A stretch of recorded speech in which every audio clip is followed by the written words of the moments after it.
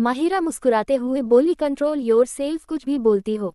अमित को चुप देख विशाखा ने पूछा, अब तुम्हें क्या हुआ, अपना हाथ पकड़कर क्यों बैठे हो? अमित ने पहले शिव की ओर देखा, फिर अपने हाथ को। सिद्धि सबके लिए चाय नाश्ता ले आई। उसने माहिरा से कहा, स्लैब पर कुछ प्लेट्स रखी होंगी, वो भी ले आओ। माहिरा उठकर वहां से चली गई। अमित मुस्कुराकर बोला, आज बड़े दिनों बाद तुम्हारे हाथ का खाना खाने को मिल रहा है।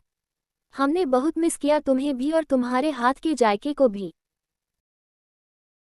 सिद्धि उसकी तारीफ पर मुस्कुरा दी। माहिरा भी नाश्ते का बाकी सामान ले आई। सिद्धि ने शिव की कॉफी उसकी ओर बढ़ाई। सिद्धि उसके चेहरे के एक्सप्रेशन देखकर अंदाजा लगाने का प्रयास कर रही थी। क्या इन्हें मेरे दोस्तों का आना अच्छा नहीं लगा?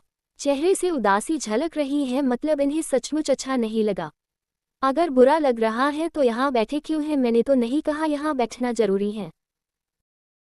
अमित को खाते देख विशाखा ने कहा, अरे आराम से, ऐसे कौन खाता है?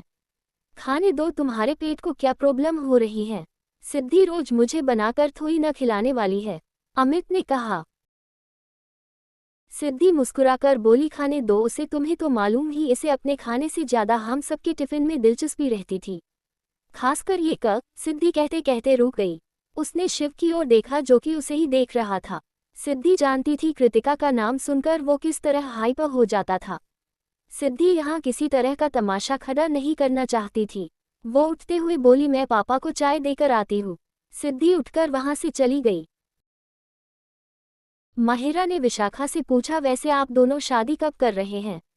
यूनिवर्सिटी खत्म होने के बाद, लेकिन इस इंसान की हरकतें देखकर लग रहा है जैसे मुझे अपने फैसले पर एक बार फिर सोचना चाहिए। विशाखा के इस जवाब से अमित का मूड बन गया। अच्छा, मैं इतना ही बुरा लगता हूँ तो प्यार क्यों करती हो? इस कन्वर्सेशन के बाद शिव को रिलीफ मिला। वो बेकार ही इनसिक्योर हो रहा था। शिव ने कप टेबल पर रखा और उठकर खड़ा हो गया। आपको कुछ चाहिए जीजू? माहिरा ने पूछा।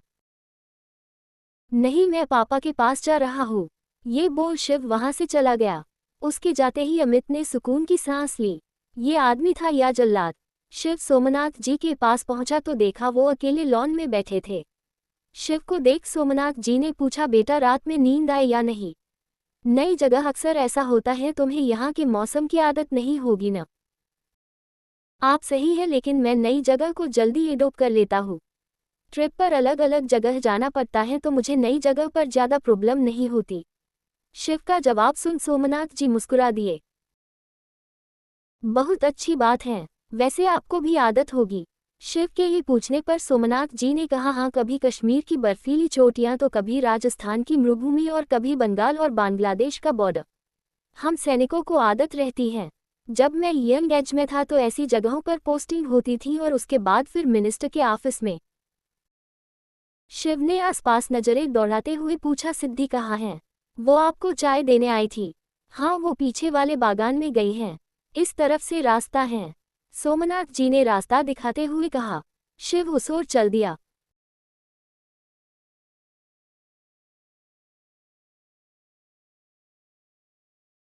बागान में अच्छी बागवानी की गई थी। फूलों के साथ कुछ मौसमी सब्जियां भी थी। शिव की नज़र सिद्धि पर गई जो फूलों के पौधों के बीच खड़ी थी। पल भर के लिए शिव की नज़रें उस पर जम सी गई। गुलाबी रंग के फूलों के बीच आसमानी रंग की साड़ी में वो बेहद खूबसूरत लग रही थी।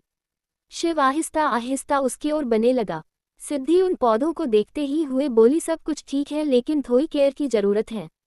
माहिरा से कहती हूँ कुछ महीनों के लिए वो काम पर कुछ लोगों को बुला ले। सही देखभाल नहीं की गई तो फसल खराब भी हो सकती है। सिद्धि जैसे ही पीछे मुड़ी शिव से टकरा गई। उसे क्या मालूम था उसके पीछे शिव खड़ा है। इस सडन रिएक्शन को शिव भी संभाल नहीं पाया और दोनों साथ गिरे। सिद्धि के ऊपर शिव था लेकिन सिद्धि के सिर के नीचे शिव का हाथ था। हालांकि दोनों मिट्टी में गिरे थे इसलिए ज्यादा चोट नहीं आई। शिव की आंखें खुली हुई थी और उसके ठीक सामने सिद्धि का घबराया हुआ चेहरा था। शिव ने कभी उसके चेहरे पर गौर नहीं किया और न ही इतना करीब से उसे देखा। सिद्धि की आंखें उस पल की याद दिला देती जब पहली दफा नैनीताल में उसने सिद्धि को देखा था। सिद्धि ने आहिस्ता आहिस्ता अपनी आंखें खोली। शिव का चेहरा उसके चेहरे के बेहद नजदीक था और ये नजदीकी उसे डरा रही थी। सिद्धि का चेहरा देखकर लग रहा था जैसे वो अभी रो देगी। शिव भी उसे चेहरे के बदलते रंग को देख समझने की कोशिश करने लगा। उन दोनों को माहिरा आई आवाज सुनाई दी।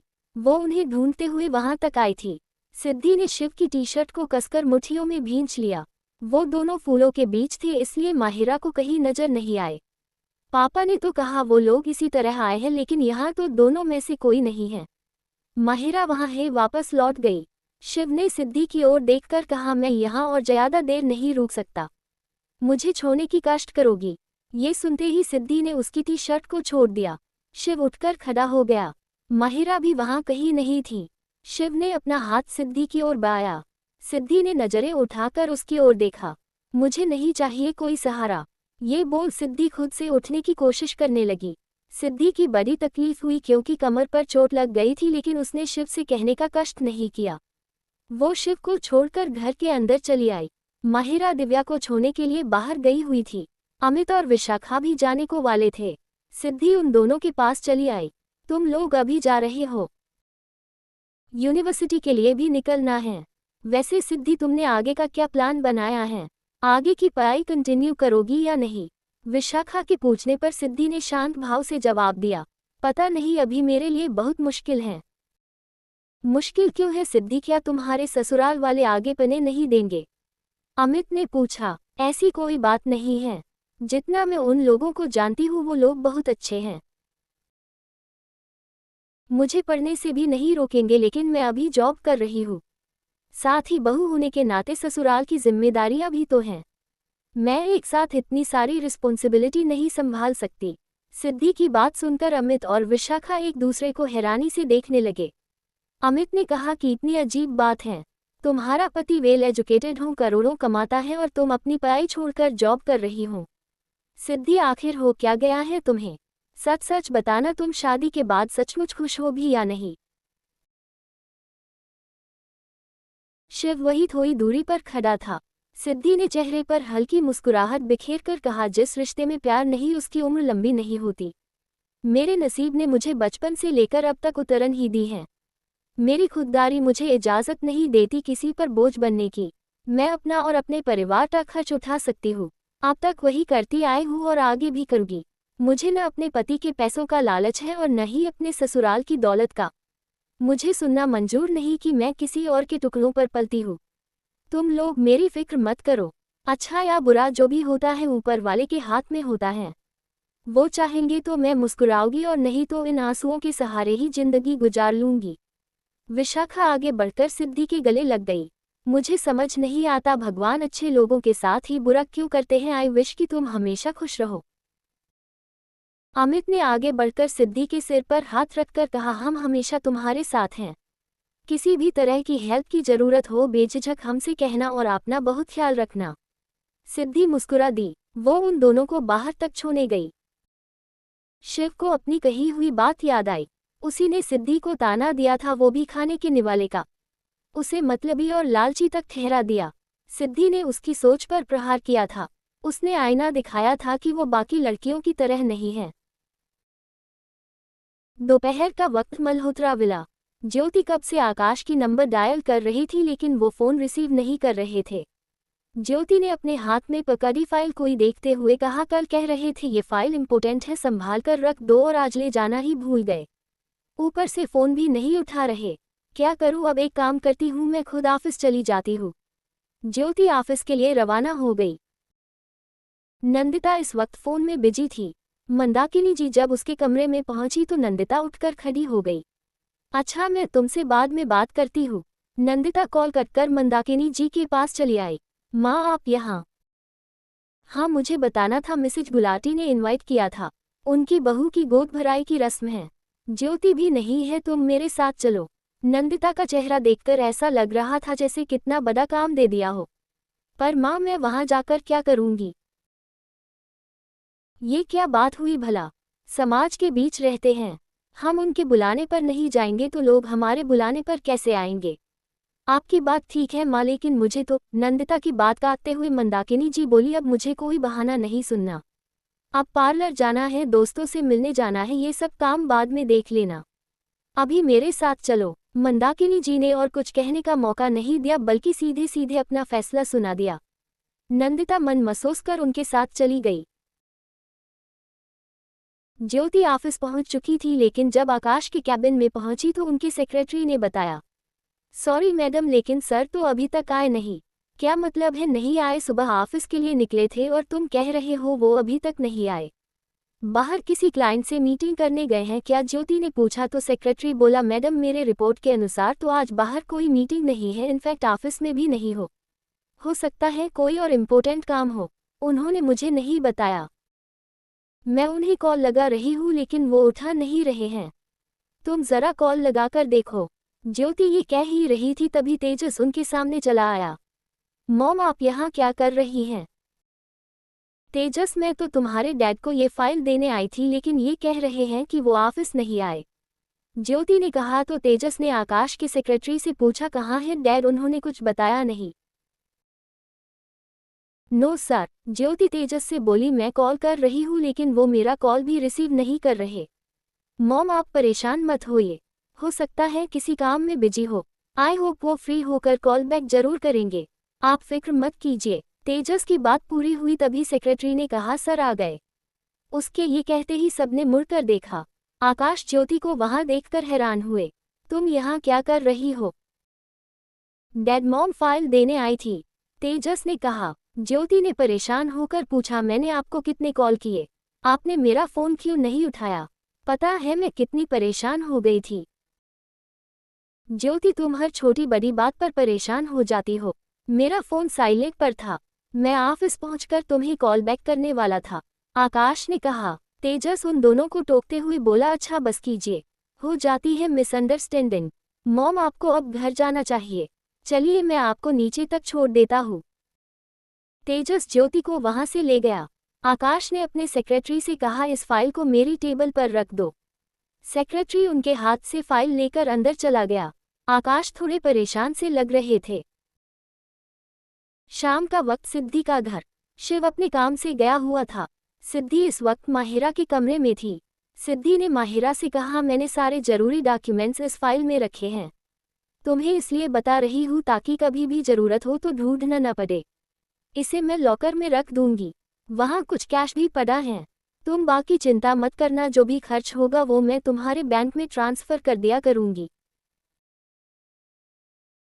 दी मैं तो सोच रही थी मैं पार्ट टाइम जॉब कर लेती है, घर के खर्च में थोड़ी बहुत हेल्प हो जाएगी। लेखा आप अभी भी रिस्पॉन्सिबिलिटी उठा रही है, माहिरा ने कहा तो सिद्धि बोली, ये मेरी जिम्मेदारियां हैं और मैं इसे हमेशा उठाऊंगी। वैसे भी मैंने जॉब स्टार्ट कर दी है। माहिरा ने चौंक कर कहा, आप जॉब कर रही हैं, लेकिन कहा और जीजू ने आपको परमिशन दे दिया क्या? मेरा मतलब है कि आप इतने बड़े घर की बहू हैं, आपके ससुराल वालों ने कोई ऑब्जेक्शन नहीं किया? माहिरा के इतने सारे सवाल सुनकर सिद्धि बोली, अब बस भी करो, इतने सारे सवालों का मेरे पास बस एक ही जवाब है, हाँ मुझे परमिशन मिल चुकी है, मैं तुम्हारे जीजू के ऑफिस में ही काम करती हूँ। वाओ, मतलब आप और जीजू ऑफिस में भी साथ और घर पर भी? इंटरेस्टिंग, माहिरा ये बोल मुस्कुरा दी। तुम अपनी पढ़ाई पर फोकस करो। सिद्धि उठकर कमरे से बाहर चली गई। माहिरा मन ही मन खुद से बोली, मैं जानती थी दी आपको ये कोई राजकुमार जरूर आएगा और जीजू वही राजकुमार हैं। काश मेरा ख्वाब भी पूरा हो जाए, मैंने तो हमेशा से सिर्फ एक ही इंसान का सपना देखा है। बहुत सोचती हो उनसे अपनी दिल की बात कह दूं, लेकिन हिम्मत ही नहीं होती। सिद्धि सोमनाथ जी के कमरे में पहुंची। सोमनाथ जी इस वक्त किताब पढ़ रहे थे। सिद्धि चेयर पर आकर बैठ गई। कोई खास किताब है पापा? हाँ, प्रथम स्वतंत्रता संग्राम पर आधारित है। खास तो होगी ही। सोमनाथ जी ने किताब बंद कर दिया। तुम्हारे चेहरे को देखकर ऐसा लग रहा है जैसे कुछ कहना चाहती हो। सिद्धि अपने मन में बोली, कहने को तो बहुत कुछ है पापा, लेकिन समझ नहीं आता कहाँ से शुरू करूँ और कहाँ से नहीं। कभी कभी लगता है खामोश रहना ही सबसे अच्छा है। सिद्धि अभी भी चुप थी। सोमनाथ जी ने पूछा, कोई परेशानी तो नहीं है ना बेटा? नहीं तो मुझे तो कोई परेशानी नहीं है पापा। नए घर में अक्सर परेशानी होती है, लड़कियों को संभलने में वक्त लगता है। जब तुम्हारी माँ को शादी करके लाया था तो अपने माता पिता के लिए वो बहुत रोती थी। सबसे नहीं कहती, लेकिन मुझसे अपनी दिल की हर बात शेयर करती। शादी के बाद सबके मन में बसना एक चुनौती भरा काम है और पति एक सहायक और एक दोस्त की तरह काम करता है। तुम्हारे मन में कोई बात हो तो सबसे पहले अपने पति से कहना, वो समझदार इंसान है, देखना तुम्हारी हर मुश्किलें लो आसान कर देगा। सिद्धि हैरान थी, कुछ ही समय में शिव उनके मन में बस चुका था, जबकि सिद्धि के लिए तो वो किसी दुष्ट से कम नहीं था। सिद्धि मन ही मन खुद से बोली, काश ऐसा मेरे साथ भी होता पापा। पहले तो मुझे किसी ने बर्बाद किया और बाद किस्मत ने उसके साथ हमेशा के लिए बांध दिया, ताकि हर रोज उसका चेहरा देखकर मैं खून के आंसू रोऊं। ऐसी है मेरी किस्मत। सिद्धि उनके पैरों के पास बैठ गई। पापा, जितना आप मुझे समझते हैं उतना कोई नहीं समझ सकता। मेरे लिए आप सबसे इम्पोर्टेंट हैं। मुझसे कभी गलती भी हो जाए तो प्लीज नफरत मत कीजिएगा। सोमनाथ जी उसके सिर पर हाथ फेरकर बोले, मैं क्यों अपनी बेटी से नफरत करूंगा। मैं अच्छे से जानता हूं मेरी सिद्धि कभी गलती से भी गलती नहीं कर सकती। सिद्धि ने अपनी आंखें बंद कर ली। खुद के आंसुओं को उसने संभालने का प्रयत्न किया। सोमनाथ जी ने कहा, बेटा जरा उठकर कबर्ड का लॉकर खोलना। सिद्धि उनकी बात मानते हुए उठ खड़ी हुई। सोमनाथ जी ने लॉकर में रखा बॉक्स निकालने को कहा। सिद्धि उन बॉक्सेस को निकालकर ले आई। पापा, इसमें क्या है? खुद ही खोलकर देख लो। सिद्धि ने जब उन बॉक्सेस को खोला तो भावुक हो गई। पापा, ये तो माँ के गहने हैं। हाँ, उसने तुम्हारे और माहिरा के लिए संभाल कर रखे थे। अब ये तुम्हारे हैं। नहीं पापा, मेरे लिए आपका आशीर्वाद ही बहुत है। इसे माहिरा के लिए रहने दीजिए। सिद्धि ने कहा तो सोमनाथ जी बोले, मैं माहिरा की चीजें नहीं दे रहा हूँ तुम्हें। मैं तुम्हें तुम्हारी चीजें दे रहा हूँ और ये तुम्हारी माँ का आशीर्वाद है। इसे लेने से इनकार मत करो। सिद्धि खुद करे आंसुओं को रोक नहीं पाई। माँ की कमी अक्सर खलती है। सिद्धि, आंसू पोंछ लो, तुम रोती हुई बिल्कुल अच्छी नहीं लगती। सिद्धि सिसकियां भरते हुए बोली, हमें उनकी इतनी याद आती है, क्या उन्हें हम याद भी होंगे?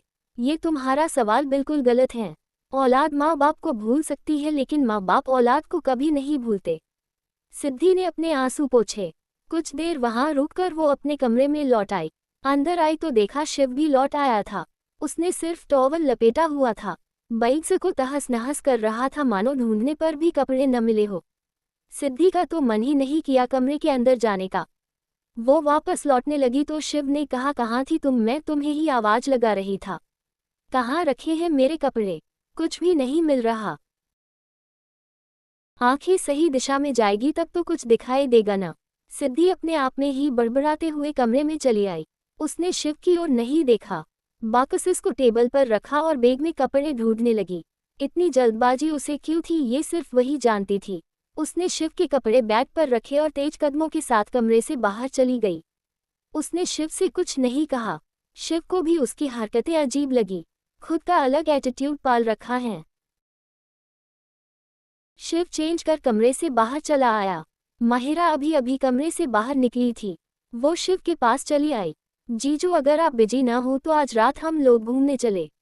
दी, मैं और आप, यकीन मानिए बहुत ही खूबसूरत जगह लेकर चलूंगी जो हमेशा के लिए यादगार बन जाएगी। प्लीज मना मत कीजिएगा, ये मेरी रिक्वेस्ट है। माहिरा ने कुछ कहने का मौका ही कहा दिया, बस भोली सी सूरत बना ली। शिव ने एक गहरी सांस अंदर की ओर खींची। ठीक है। माहिरा की खुशी का ठिकाना नहीं रहा। Thank you thank you so much. Shiv बिना कुछ कहे आगे बढ़ गया। माहिरा अपने आप से बोली, अब मजा आएगा। आज की रात सचमुच यादगार होने वाली है। सिद्धि किचन में चाय बना रही थी। शिव ने दरवाजा नॉक किया। सिद्धि ने पीछे मुड़कर नहीं देखा, उसे लगा माहिरा होगी। सिद्धि बिना देखे बोली, माहिरा देखकर आओ, ड्राइंग रूम में टीवी बंद है। मुझे आवाजें आ रही थी लेकिन मैं देखना भूल गई। शिव अंदर चला आया। उसने सिद्धि के पीछे खड़े होकर कहा, मुझे एक स्ट्रॉन्ग कॉफी चाहिए अभी। उसकी आवाज सुनकर सिद्धि ने चेहरा घुमाया। अगले ही पल सिद्धि ने नजरें झुका ली। आप जाएं, मैं लेकर आती हूँ। शिव बिना कुछ बोले बाहर चला गया। सिद्धि ने एक चैन की सांस ली। उसके पास होने से उसे डर लगता था। कुछ ही देर बाद सिद्धि शिव की कॉफी लेकर ड्राइंग रूम में चली आई। शिव अपने फोन में बिजी था। सिद्धि कॉफी का कप नीचे रखते हुए बोली, आपकी कॉफी। शिव ने कोई जवाब नहीं दिया। सिद्धि जाने लगी तो शिव ने टोका, याद है न, कल सुबह हमें यहाँ से निकलना है। याद है। इतना कहकर सिद्धि वहां से चली गई। सिद्धि दीवार की ओट में आकर खड़ी हो गई। घर पर उसने कितना ही वक्त बिताया और विदाई की खड़ू भी नजदीक आ गया। वो ये भी नहीं कह सकती थी उसे कुछ दिनों के लिए और ठहर जाते हैं। सिद्धि ने खुद को नॉर्मल किया। वो हकीकत से सामना करना सीख रही थी।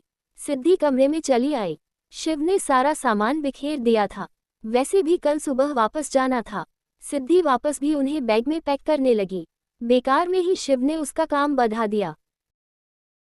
यहाँ सिद्धि ने कमरा ठीक किया, वही माहिरा भागती हुई अंदर चली आई। दी, ये क्या पहन रखा है आपने? हमें बाहर निकलना है, कुछ अच्छा पहनिए। तुम्हारा मतलब क्या है? सिद्धि के पूछने पर माहिरा बोली, हम कल बाहर घूमने जा रहे हैं। अब इसमें मतलब क्या पूछना? चलिए जल्दी से कुछ अच्छा पहन लीजिए। नहीं माहिरा, मेरा मन नहीं होता कहीं जाने का। सिद्धि ने इनकार किया तो माहिरा ने बुरा सा मुंह बना लिया। आपकी न यही आदत बहु बेकार है। सीधे सीधे किसी चीज के लिए मानती ही नहीं हो। जीजू भी हमारे साथ जाने को तैयार हैं। अब आप शक करोगी तो उन्हें कैसा लगेगा? सिद्धि ने हैरान होकर पूछा, तुमने शिव से भी बात कर ली? हाँ, जीजू भी हमारे साथ जाने को तैयार हैं। अब आप इनकार करोगी न तो मैं जाकर उनको बता दूंगी। मैं बोल माहिरा जाने लगी तो सिद्धि ने उसका हाथ पकड़ लिया। कहीं जाने की जरूरत नहीं है, मैं हो जाऊंगी तैयार। ये सुन माहिरा मुस्कुरा दी। ऐसे नहीं, आपको मेरी पसंद की ड्रेस पहननी पड़ेगी। माहिरा कबर्ड के पास चली आई। सिद्धि ने कहा, वो मेरे पुराने कपड़े हैं। तुम्हें लगता होगा मुझे अब वैसे कपड़े पहनने चाहिए। दी, कपड़ों को लेकर ऐसा वैसा सोचने की क्या जरूरत है? आप पर सारी ड्रेस अच्छी लगती हैं। आप ये वाला सूट पहनिए, डार्क ब्लू आप पर अच्छा लगेगा। माहिरा की जिद के आगे सिद्धि कुछ बोल नहीं पाई। उसे माहिरा की पसंद की ड्रेस पहननी पड़ी। सिद्धि ड्रेस चेंज कर बाहर आई। माहिरा ने हाथों के इशारे से कहा, परफेक्ट, मैं रेडी होकर आती हूँ, आप मेरा वेट कीजिएगा। इतना कहकर माहिरा भागती हुई बाहर चली गई। सिद्धि ने खुद को आईने में देखा। नीला रंग उस पर वाकई में जचता था। कुछ देर बाद सिद्धि नीचे चली आई। माहिरा और शिव उसी का इंतजार कर रहे थे। माहिरा बोली, आप कितना वक्त लगाती हैं? हम लोग कब से आपका इंतजार कर रहे हैं। मैं पापा को बताकर आती हूँ। ये बोल सिद्धि जाने के लिए मुड़ी ही थी, तभी माहिरा बोली, मैंने पापा से परमिशन ले ली है। अब प्लीज आप चलें। माहिरा ने उसकी बांह पकड़ी, औरत उसे बाहर ले आई। बाहर शिव की गाड़ी खड़ी थी। रिजवान ने उनके आते ही गाड़ी का दरवाजा खोला। माहिरा आगे वाली सीट पर जा बैठी। सिद्धि को पीछे शिव के साथ बैठना पड़ा। रिजवान ने पूछा, वैसे सर जाना कहाँ है? इससे पहले शिव कुछ कहता माहिरा बोली, जीजू को नहीं पता। जहां मैं बोलूं वहां चलिए। यहां से गाड़ी लेफ्ट ले लीजिए। माहिरा ने रिजवान को आगे का रास्ता दिखाया। कुछ ही देर बाद जब उसने गाड़ी रोकने को कहा तो सिद्धि बाहर का नज़ारा देखने लगी। सब गाड़ी से बाहर निकले तभी माहिरा ने कहा, हम लोग इस वक्त सरिता ताल लेक के पास हैं और इसका नाइट व्यू उतना ही खूबसूरत है। शिव ने सामने देखते हुए कहा, तुम्हें यहाँ की चीज़ों की बहुत नॉलेज है। क्यों नहीं होगी, यहाँ मैं और दी बहुत बार आ चुके हैं। है ना दी? माहिरा के पूछने पर सिद्धि ने कुछ नहीं कहा और चुपचाप आगे बढ़ गई। शिव भी उसके पीछे चल दिया। रिजवान वही गाड़ी के पास रुका हुआ था। उसने माहिरा से कहा, आप नहीं जाएगी उन लोगों के साथ? मैं कबाव में हाथी क्यों बनूं, उन लोगों को अकेला छोड़ देते हैं। मेरी दी कम बात करती है, पर जब से वो आई है मैं देख रही हूँ जीजू से कम बात करती हैं। आई एम श्योर जीजू काम में बिजी रहते होंगे और उन्हें वक्त नहीं देते होंगे। आप तो उनके बॉडीगार्ड हो, आपको तो मालूम ही होगा। रिजवान को समझ नहीं आया क्या जवाब दे। उनके रिश्ते का सच तो वो भी जानता था। रिजवान ने सोच विचार कर कहा, ऐसी कोई बात नहीं है। दोनों ऑफिस में भी साथ काम करते हैं, इस लिहाज से तो एक दूसरे के साथ ज़्यादा वक्त बिताते हैं। अभी इनकी शादी को वक्त कितना हुआ है और शादी से पहले एक दिवसीय दूसरे को जानते भी नहीं थे। मुझे लगता है जैसे जैसे वक्त बीतेगा इनका रिश्ता और मजबूत होगा। माहिरा मुस्कुराकर बोली, मैं भी बिल्कुल यही सोच रही थी। आप तो जीनियस हैं। सिद्धि ने एक गहरी सांस भरी। काफी वक्त बाद यहाँ आई थी। आसपास जल रही लाइटें पानी में एक प्रतिबिंब बना रही थी, मानो एक जगमगाहट हो। शिव उससे कुछ ही दूरी पर खड़ा था। आसपास से कई लोग गुजर रहे थे। शिव के फोन की बेल बजी तो वो वहां से चला गया। एक्सक्यूज मी, सिद्धि ने मुड़कर देखा। आप जरा मुझे ये एड्रेस बता सकती हैं? सिद्धि ने उस आदमी को एड्रेस बताया। आप यहाँ से लेफ्ट जाएगी तो स्ट्रेट में आपको ये शॉप मिल जाएगी। देखिए, मैं यहाँ नया हूँ, मुझे तो अभी भी समझ नहीं आ रहा। आपको मालूम है तो प्लीज़ मुझे वहाँ तक छोड़ दीजिए। उस लड़के ने रिक्वेस्ट की तो सिद्धि ने हामी भर दी। उस लड़के ने पीछे मुड़कर देखा और दो लोगों को इशारा किया। सिद्धि को कहाँ मालूम था जिसकी वो मदद कर रही है वो उसे ट्रैप कर रहा है। सिद्धि उस शॉप के आगे पहुंच चुकी थी। ये रही आपकी शॉप। सिद्धि ने बस इतना ही कहा था तभी दो लड़कों ने उसका हाथ पकड़ा और उसे खींचते हुए अपने साथ ले जाने लगे। सिद्धि को समझ न आया आखिर अचानक से हुआ क्या, आखिर कौन हो तुम लोग, छोड़ो मुझे। शिव वापस वहीं पहुंचा जहां सिद्धि थी लेकिन वो उसे कहीं नजर नहीं आई। ये कहाँ गायब हो गई। शिव उसे आसपास ढूंढने लगा। इधर सिद्धि चीखते हुए जमीन पर गिरी। इस वक्त उसके पीछे 3 लड़के खड़े थे। उनमें से एक ने चाकू निकाला तभी दूसरा बोला, इस लड़की के लिए चाकू की क्या जरूरत है, बड़ी मासूम है, डर जाएगी, इसे वापस रख ले। सिद्धि ने आहिस्ता आहिस्ता अपना चेहरा घुमाया। भलाई का जमाना ही नहीं है, वो तो बस मदद के लिए आई थी। तुम लोग हो कौन, आखिर चाहते क्या हो? चाहते तो बहुत है हमारी में जो जेवर तुमने पहन रखे हैं सारे निकालो। सिद्धि ने अपने हाथ की चूड़ियों को देखा। ये माँ की सोने की चूड़ियाँ थी जो उसने आज पहनी थी। इसकी कीमत तो उसकी जान से भी ज्यादा थी। सिद्धि ने न में सिर हिला दिया। नहीं, ये मैं नहीं दे सकती, प्लीज मुझे जाने दो। जाने देंगे, पहले ये जेवर हमें दे दो, नहीं तो तुम्हारे मरने के बाद वसूल लेंगे। उस लड़के ने लगभग धमकाते हुए कहा।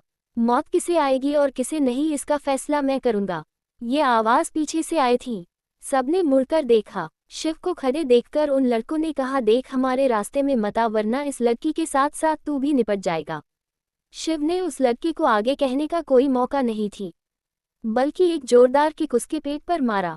जैसे ही दूसरे लड़के ने उस पर चाकू से वार किया, शिव ने उसका हाथ पकड़कर मरोड़ दिया। ये बच्चों के खेल हैं और उस्तादों से ये खेल नहीं खेलते। वो लड़का दर्द से कराह रहा था लेकिन शिव ने दया नहीं दिखाई। उन तीनों की अच्छी से धुलाई की। किस्मत अच्छी थी, तीनों भागने में सफल हुए वरना शिव ने तो उनकी हड्डियां तोड़ने का प्लान बना रखा था। शिव सिद्धि के पास चला आया। उसने सिद्धि की ओर अपना हाथ बाया। वो तो अभी भी सोच रही थी उसका हाथ थामे या नहीं।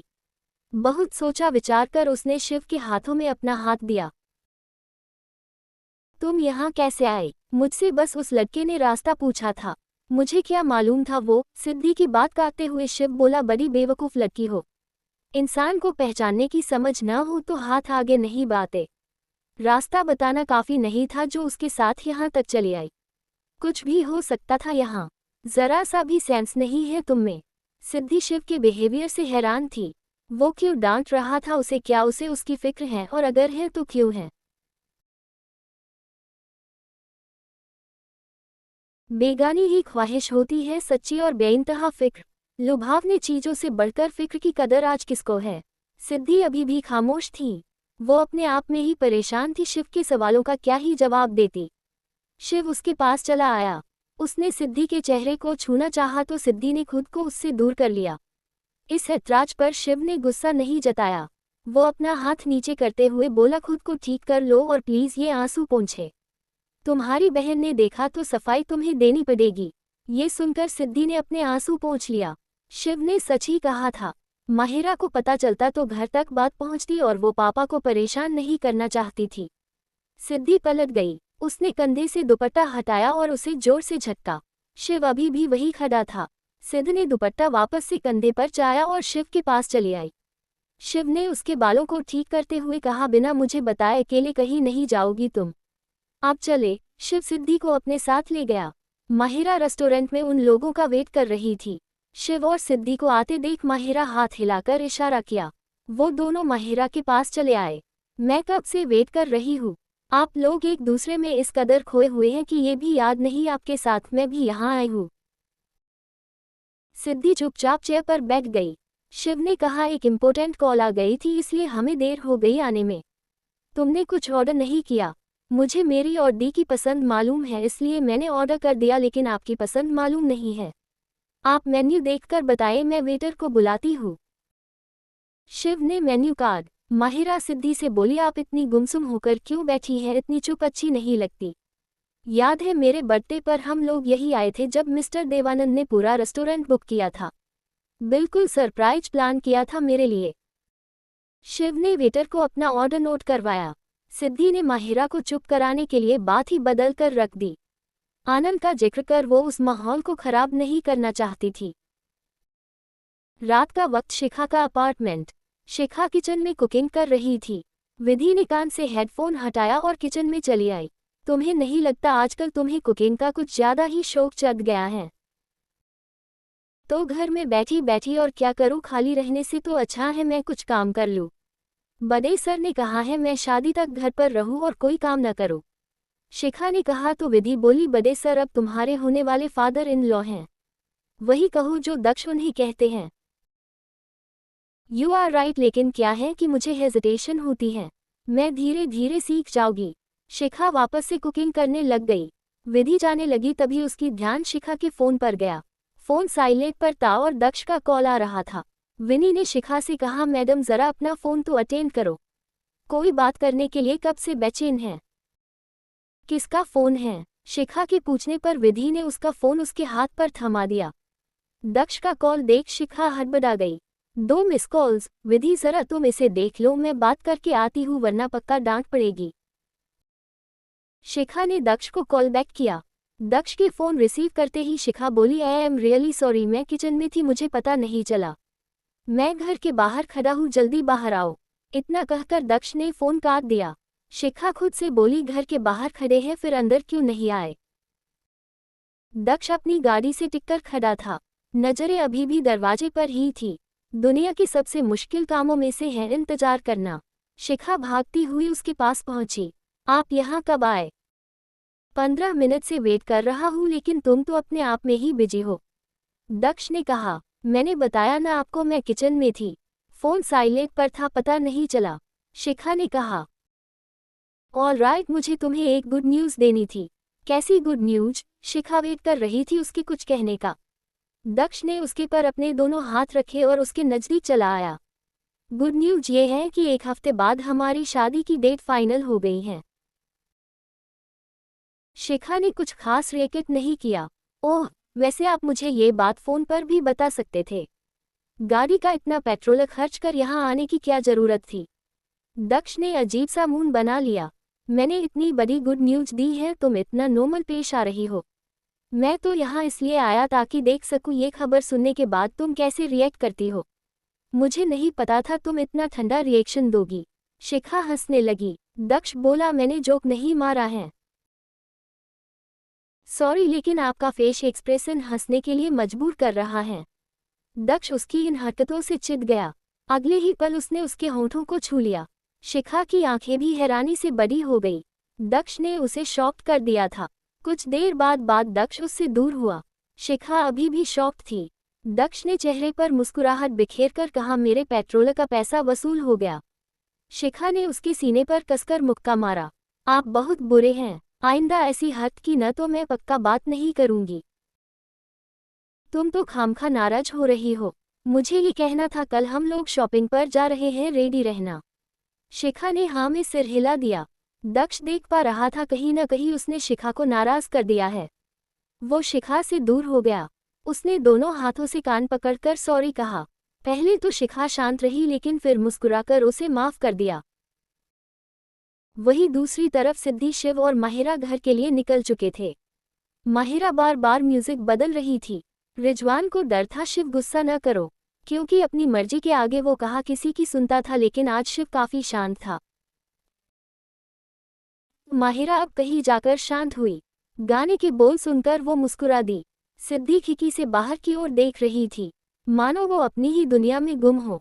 शिव ने नजरें घुमाकर सिद्धि की ओर देखा। वो ज्यादा मुश्किल नहीं थी, लेकिन आसान भी नहीं थी।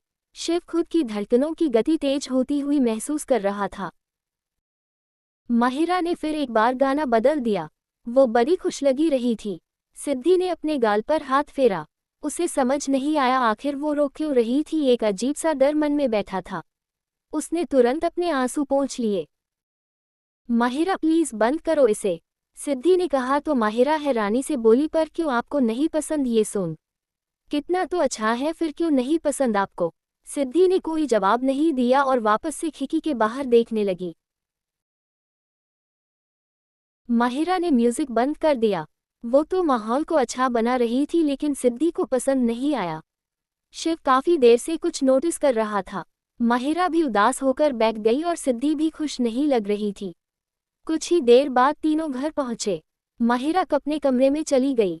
रात भी बहुत हो चुकी थी, इसलिए सिद्धि सोमनाथ जी के कमरे में नहीं गई। उन्हें सोते हुए परेशान नहीं करना चाहती थी। वो अपने कमरे में चली गई। शिव भी उसके साथ ही था।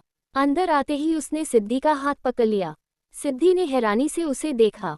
शिव ने सिद्धि की हथेली देखी, गिरने की वजह से छिल गई थी। शिव ने कहा, अकेले दर्द से रही थी, बताया तो होता। सिद्धि ने शिव से अपनी हथेली छुड़ा ली। इन छोटे मोटे जख्मों से मुझे दर्द नहीं होता। मेरे दर्द के आगे इन जख्मों का कोई मोल नहीं। मुझे भी फिक्र जताने का कोई शौक नहीं। बस ये चाहता हूँ मेरी फैमिली के सामने मेरी इमेज मत खराब करना। वैसे भी तुम्हारी बहुत सी बात मान ली मैंने, आगे कोई उम्मीद मत रखना। ये बोल शिव वॉशरूम में चला गया। सिद्धि को ज्यादा हैरानी नहीं हुई, वैसे भी ये शिव की आदत थी। अगला दिन सुबह का वक्त। सिद्धि किचन में नाश्ता तैयार कर रही थी। आज घर में खुशी का माहौल नहीं था। माहिरा अपने कमरे में उदास बैठी थी। सिद्धि को यहाँ आए 3 से 4 दिन ही बीते थे और आज वो लोग वापस लौटने वाले थे। माहिरा ने खुद को संभालने की कोशिश की। बिल्कुल नहीं, अगर मैं रोई तो दी परेशान हो जाएंगी। मैं उन्हें रोते हुए विदा नहीं करना चाहती। माहिरा नीचे चली आई। दरवाजे के पास न्यूज़पेपर पड़ा था। माहिरा ने जैसे ही उसे उठाया, शिव ने कहा, न्यूज़पेपर है, जर्क मुझे दो। माहिरा ने उसे पेपर दे दिया। शिव जाने के लिए मुड़ा, तभी उसे कुछ ध्यान आया। उसने माहिरा से कहा, अपनी दी से कहना 11 बजने की फ्लाइट है, हम 9 बजे यहाँ से निकल जाएंगे। जीजू, क्या आज जाना जरूरी है? नो, आप काफ़ी बिजी रहते हैं। जानती हूँ रुकने के लिए कहूँगी आप नहीं मानेंगे, पर प्लीज़ वापस लौटकर जरूर आइएगा। दी से 1 महीना दूर रही हूँ तो ऐसा लगा जैसे जिंदगी से कुछ मिसिंग है। बहुत याद करते हैं हम लोग उन्हें। प्लीज़ उन्हें वापस लेकर जरूर आइएगा। माहिरा की बातों में रिक्वेस्ट था। शिव ने कहा, मैं कमिटमेंट तो नहीं कर सकता, पर विश्वास दिलाता हूँ वक्त निकाल कर जरूर आएंगे। वैसे तुम भी अहमदाबाद आ सकती हो, तुम्हारी दी को भी अच्छा लगेगा और मुझे भी। माहिरा मुस्कुरा दी। शिव न्यूज़पेपर लेकर वहां से चला गया। माहिरा किचन में चली आई। उसने दरवाजे से टिककर कहा, खुशबू तो यहाँ तक आ रही है। आज क्या स्पेशल बनाया है? आज पापा की पसंद का नाश्ता बनाया है, उनके लिए मखाने की खीर। जरा टेस्ट करके बताना कैसी बनी है। सिद्धि ने कटोरी में खीर निकालकर माहिरा के आगे रखा। माहिरा के चेहरे पर बड़ी सी स्माइल तैर गई। उसने जैसे ही 1 चम्मच खीर खाया, आंखें चमक उठी। ओसम टेस्ट है, पापा को तो खासकर आपके हाथों की खीर पसंद है। सिद्धि उसकी बातों पर मुस्कुरा दी। कुछ देर बाद सब नाश्ते की टेबल इकट्ठा हुए। आज सोमनाथ जी भी काफी चुपचाप थे। सिद्धि सबकी प्लेट में नाश्ता सर्व कर रही थी। उसने सोमनाथ जी से कहा, पापा आज का नाश्ता आपकी पसंद का है। सोमनाथ जी ने मुस्कुराकर कहा, तुम किसी रूठे बच्चे की तरह मुझे मनाने की कोशिश कर रही हो। चिंता मत करो, मैं दुखी नहीं हूँ। मेरी बेटी अपने ससुराल में खुश रहे, इससे ज्यादा मुझे और कुछ नहीं चाहिए। तुम भी बैठ जाओ। सिद्धि अपनी चेयर पर जाकर बैठ गई। शिव ने अभी तक खाना शुरू नहीं किया था। सिद्धि पूछना तो चाहती थी, लेकिन उसकी हिम्मत नहीं हो रही थी। माहिरा खाते खाते रुक गई। जीजू, आपने तो नाश्ता शुरू भी नहीं किया। खाकर देखिए, दी ने सारी डिश बहुत ही डिलीशियस बनाई है। पर मुझे समझ नहीं आ रहा ये क्या है, शिव ने कहा तो सिद्धि को समझ आया वो क्यों नहीं खा रहा। सिद्धि ने कहा, इसमें मखाने की खीर है और ये लौकी का रायता। अगर आपको पराठे नहीं खाने तो मैं कुछ और बना देती हूँ। नहीं, मुझे यही खाना है। शिव ने नाश्ता शुरू किया। शिव हर पल बाद अपने रंग बदल लेता। सिद्धि मन ही मन खुद से बोली, और न जाने कितने रूप हैं इनके। जो भी है मुझे उससे क्या, मेरे लिए तो इतना ही काफ़ी है कि यहाँ इन्होंने मेरी मदद की। सिद्धि को अब यहाँ से निकलना भी था। ड्राइवर गाड़ी में सामान रख रहा था। सिद्धि तो गिफ्ट बॉक्स देखकर हैरान थी। उसे तो पता ही नहीं चला माहिरा और सोमनाथ जी ने मिलकर कब इतनी सारी तैयारियां कर ली। सिद्धि ने कहा, पापा इन सब की कोई ज़रूरत नहीं थी, आपने क्यों इतनी मेहनत की? बेटी शादी के बाद पहली बार अपने मायके आए हैं, उसे खाली हाथ कैसे विदा कर सकता था? अगर तुम्हारी माँ जिंदा होती तो सब कुछ बहुत अच्छे से करती। मैं तो ठीक से कुछ ले भी नहीं पाया। सिद्धि उनकी बातों से भावुक हो चुकी थी। जाते वक्त माहिरा सिद्धि के गले लगकर रो पड़ी। खुद को संभालने की कोशिश की उसने लेकिन संभाल नहीं पाई। शिव ने गाड़ी का दरवाजा खोला। सिद्धि अंदर आकर बैठ गई। शिव की गाड़ियां वहां से रवाना हो चुकी थीं। माहिरा सोमनाथ जी के पीछे जाकर खड़ी हो गई। सोमनाथ जी भी इस वक्त काफी भावुक थे। सिद्धि धीमे धीमे सिसकियां बढ़ रही थी। शिव ने दिलासा देने के लिए 2 शब्द भी नहीं कहा। उसने अपना रुमाल सिद्धि के आगे बढ़ा दिया। सिद्धि ने नम में गर्दन हिला दी। शिव ने जबरदस्ती वो रुमाल उसकी हथेली में पकड़ा दिया। सिद्धि ने हैरानी से उसे देखा। शिव रिजवान से बोला, गाड़ी की स्पीड बढ़ाओ, वैसे भी हम बहुत लेट हो चुके हैं। मैं नहीं चाहता फ्लाइट मिस हो। इस एवांश के बच्चे को तो मैं बताऊंगा, मेरी गैर हाजिरी में छुट्टियां एंजॉय कर रहा होगा। रिजवान उसकी बातें सुनकर मुस्कुरा दिया। उसने मन ही मन कहा, इसमें नया क्या है, वो तो यही सोच रहा होगा जब तक चीफ नहीं है मैं पार्टियां एंजॉय करता हूँ। रिजवान ने गाड़ी एयरपोर्ट के बाहर रोकी। गार्ड्स ओनेक से लगेज लेकर उनके पीछे चल रहे थे। सिद्धि ने मन में कहा, ये लोग आने जाने के लिए इतने प्रोटोकॉल फॉलो करते हैं, पैसों को तो पानी की तरह बहाया जाता है। लोगों के बीच इतना फर्क गलती ऊपर वाले की है या नीचे रहने वाले लोगों की। सिद्धि अचानक से रुक गई। अपने सामने जब उसने नर्मदा जी को देखा तो पल भर के लिए उसे विश्वास ही नहीं हुआ। शिव ने पीछे मुड़कर सिद्धि की ओर देखा। अब क्या हुआ तुम्हें? सिद्धि कुछ नहीं बोली। नर्मदा जी ने भी सिद्धि को देख लिया था। वो उसके पास चली आई। नर्मदा जी सिद्धि के सिर पर हाथ फेरकर बोली, कितने दिनों बाद देख रही हूँ तुम्हें, कितनी सुंदर लग रही हो। उन्हें देख सिद्धि भी मुस्कुरा दी। आप कैसी हैं आंटी? बस ठीक हूँ बेटा, अपनी बहन के पास जा रही हूँ। पता नहीं था तुम भी यहाँ आए हो, घर मिलने क्यों नहीं आए? नर्मदा जी के ये पूछने पर सिद्धि ने अपना सिर झुका लिया। तभी उसे अपने कंधे पर किसी का हाथ महसूस हुआ। उसने चेहरा घुमाकर देखा। शिव ने उसे कंधे से पकड़कर अपने करीब कर लिया। मैंने मना किया था, मुझे बिल्कुल पसंद नहीं मेरी बेटी गैर जरूरी लोगों से मिले। शिव के बात करने का रवैया बहुत ही बुरा था। न ही सिद्धि को पसंद आया और न ही नर्मदा जी को, लेकिन उन सबके रिश्तों में जो दरार आई थी उसे भरना भी सरल नहीं था। इस वक्त नर्मदा जी शर्मिंदगी महसूस कर रही थी। उन्होंने सिद्धि की ओर देखकर कहा, तुम दोनों को साथ देखकर खुश हूँ। महादेव हमेशा तुम्हें यूं ही खुश रखे। मेरा आशीर्वाद हमेशा तुम्हारे साथ है। अपना आशीर्वाद अपनी बेटी के लिए बचाकर रखिए, उसे इसकी जरूरत पड़ सकती है। वो क्या है, उसी जिंदगी में शिव नाम का ग्रहण बैठ चुका है। मुझसे बच पाना आसान नहीं, इसलिए अपना आशीर्वाद अपनी सारी दुआएं उसके लिए बचाकर रखिए। मुझे मेरी बीवी के लिए कुछ नहीं चाहिए। शिव ने सिद्धि की ओर देखा जो उसे गुस्से से घूर रही थी। शिव ने सिद्धि से कहा, मुझे घूरना बंद करो, हमें देर हो रही है, अब चलना चाहिए। सिद्धि उसे अपने साथ जबरदस्ती ले गया। सिद्धि ने मुड़कर नर्मदा जी की ओर देखा। उनसे ठीक से बात भी नहीं कर पाए वो, ऊपर से शिव ने उनसे बदतमीजी भी की। नर्मदा जी को बहुत बुरा लग रहा था। कहीं न कहीं कृतिका की बहुत बड़ी गलती थी, लेकिन माँ बाप बच्चों की गलतियों के लिए बददुआ नहीं करते। सिद्धि शिव के साथ फ्लाइट में बैठ चुकी थी। उन दोनों के अलावा वहां और कोई नहीं था, मानो सारी सीट रिजर्व की हो। एयर होस्टेस ने उनसे जूस के लिए पूछा तो शिव ने कहा, not needed at the moment. Air hostess वहां से चली गई। सिद्धि अभी भी शिव को घूर रही थी। शिव बिना उसकी ओर देखे बोला, मुझे घूरना बंद करो, इरिटेशन हो रही है।